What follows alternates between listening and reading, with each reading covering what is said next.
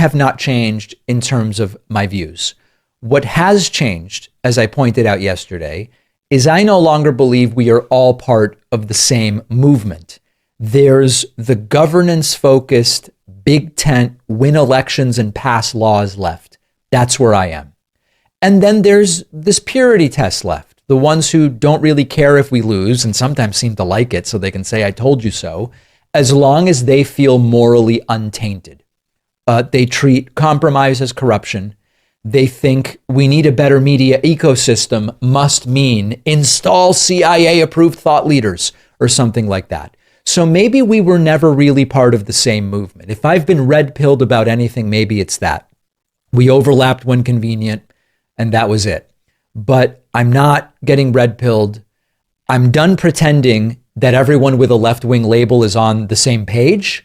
You can stand for progress in a lot of different ways. You can want change without torching everyone who's only 98% on your side.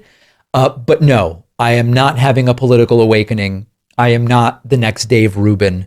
None of that is happening. What's up, y'all? Friend of the show, David Pakman, is completely tired of all of you people who think taking dark money and supporting genocide a little bit is a complete deal breaker. Right now, we have democratic countries who, if they make a mistake or lie, are subject to negative consequences, saying this wasn't Israel.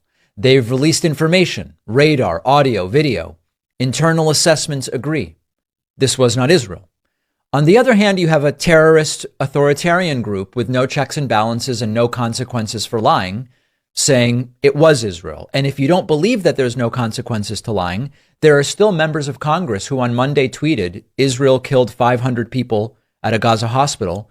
Now that it's abundantly clear that it wasn't Israel, they have not deleted their tweets. Some of them have even doubled down. Okay, well, that doesn't mean support. It's not like he's running cover for the president of his quote-unquote party. I see all the same reports that you see.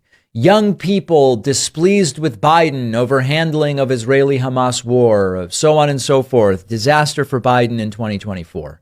First and foremost, you're telling me that those people who don't feel Biden has done enough are going to vote for Donald Trump?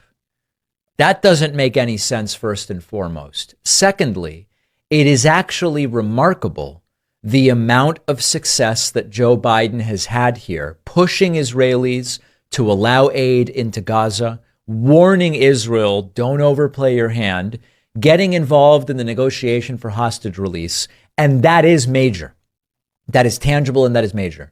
And meanwhile, Fox News is talking about Biden's age. Obviously, you guys are in a fairy tale land. According to David, if you want to fight the right, you have to fight like the right. It's for years I've been saying the left needs to organize independent media in the way that the right has been doing. The left needs to fund independent creators the way that the right does. The right has won even arguably presidential elections because they're organized with regard to online and independent media. They're killing us. We've been so behind.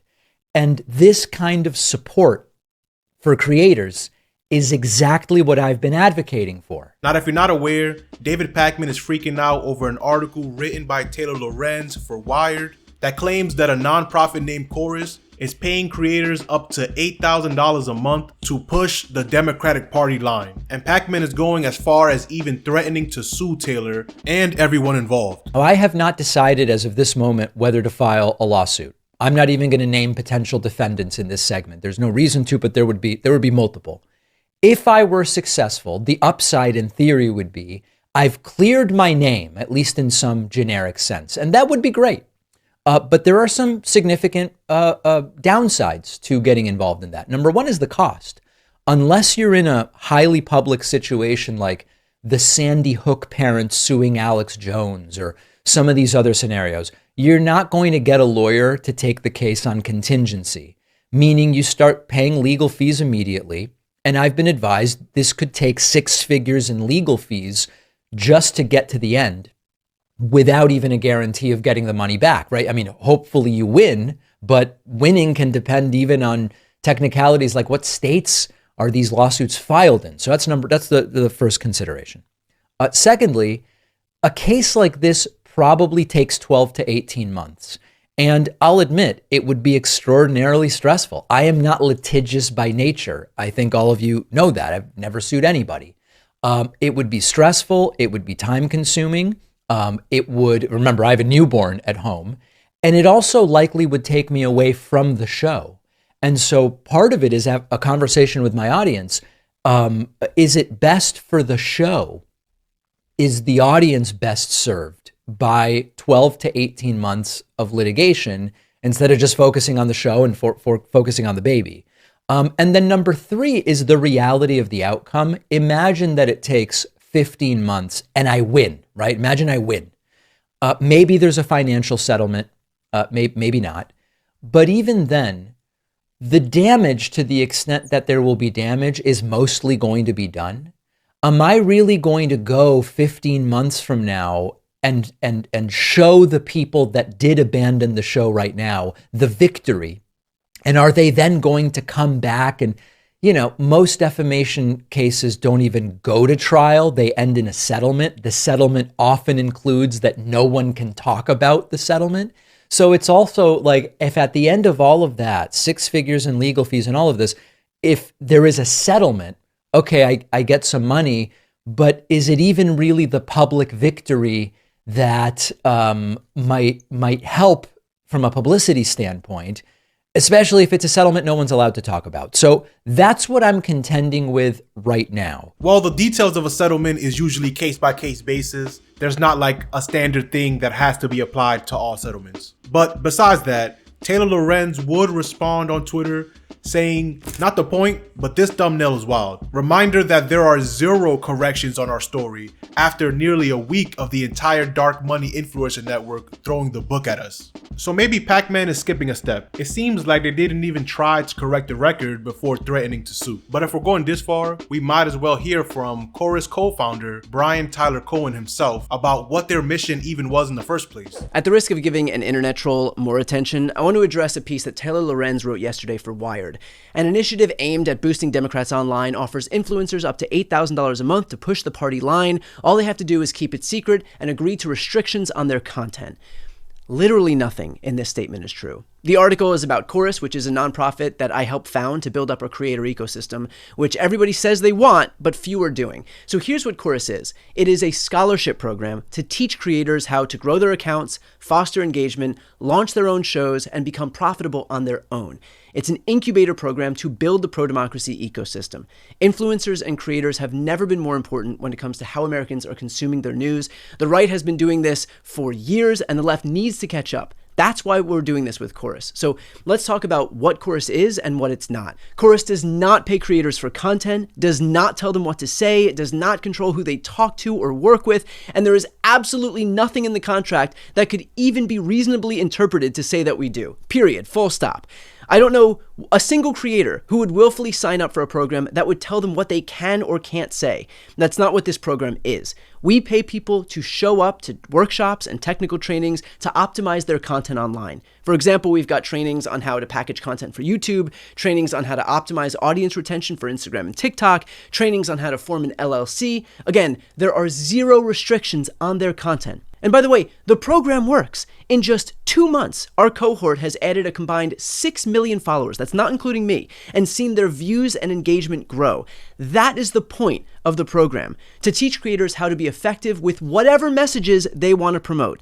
And with regard to keeping it a secret, there is a standard confidentiality clause in the contract to protect the privacy of the creators. On the literal first day of the program, it was made clear to all of the creators in our kickoff session that they were absolutely free to talk about Chorus.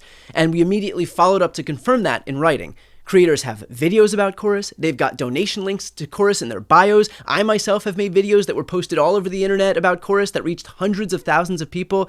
It is not a secret, and it never was. There's the implication in the article that this is some arm of the DNC or the Democratic Party. We have literally nothing to do with the DNC. I spend 0 minutes of my day thinking about the DNC. The creators do not toe any party line. How could we? There isn't a party line. Creators are absolutely allowed to speak out against the Democrats, and in fact, plenty do. And frankly, Chorus creators should and do criticize Democrats when they suck, and quite often, they do suck. I've seen posts saying that this is APAC funded, which couldn't be further from the truth. I'd venture to guess that most chorus creators, myself included on both YouTube and Substack, have spoken out against the atrocities in Gaza. Lorenz says that the 1630 Fund is, quote, a powerful liberal dark money group. 1630 Fund is our fiscal sponsor. One of the largest documented donors to 1630 Fund is the same person funding Meteor's Reporters in Residence program, which Taylor Lorenz herself is a part of. And guess what her monthly stipend is? $8,000 per month. So she's criticizing an entity that is funded by someone that she is currently taking money from. I guess it's okay when Taylor Lorenz gets paid, but no one else. So all of y'all just getting paid by billionaires. Okay? Must be nice. Here's Taylor Lorenz responding to the idea that she gets paid from the same group of people that pay into the 1630 Fund that helps fund Chorus. Quote, it literally says right here, quote, not to be confused with the Meteor network, which is exactly what you have done. I have never taken dark money. Stop lying for attention online. Whether you believe her or not, that's her response to that claim, but she was talking to somebody else. That's why she said, for attention online. This wasn't a direct response to the video, but a response to the claim that was addressed to her from somebody else. Secondly, Brian addressed the idea that APAC may also be funding these creators. Here's David Pakman completely making sure that you don't believe that whatsoever. Some creators in the first 48 hours took the Wired story and expanded it with even more outrageous claims, suggesting that it's APAC or IPAC. I don't even know how it's pronounced. IPAC, that is funding this show or other creators. Of course, not true. That the DNC is involved, not true. He can't even pronounce APAC. APAC, IPAC, I'm not sure. But here's someone that does know how to pronounce it. David Pakman. So I think I can guess. Bad form, Congresswoman. That's the second anti-Semitic trope you've tweeted. And Ilhan Omar quoted that tweet and said, APAC. The problem here for people who don't get it, APAC, from APAC, APAC, support APAC. Yeah, well, that was like a couple years ago, so, you know, things change. But even though David and others would call this a hit piece, the article also mentioned what goes on the right-wing side of the aisle. She wrote, the structure of the program highlights the vast differences between how Democrats and Republicans attempt to amass online influence. Republicans have spent decades building up a powerful independent media ecosystem, though the right-wing influencer world is far from transparent. In September 2024, a federal indictment alleged that the Russian state-sponsored network, RT, Russia Today, was covertly providing millions in funding to Tenet Media, a company working with major right-wing influencers including Betty Johnson, Tim Pool, Dave Rubin, and Lauren Southern. In 2024, the National Republican Congressional Committee spent nearly $500,000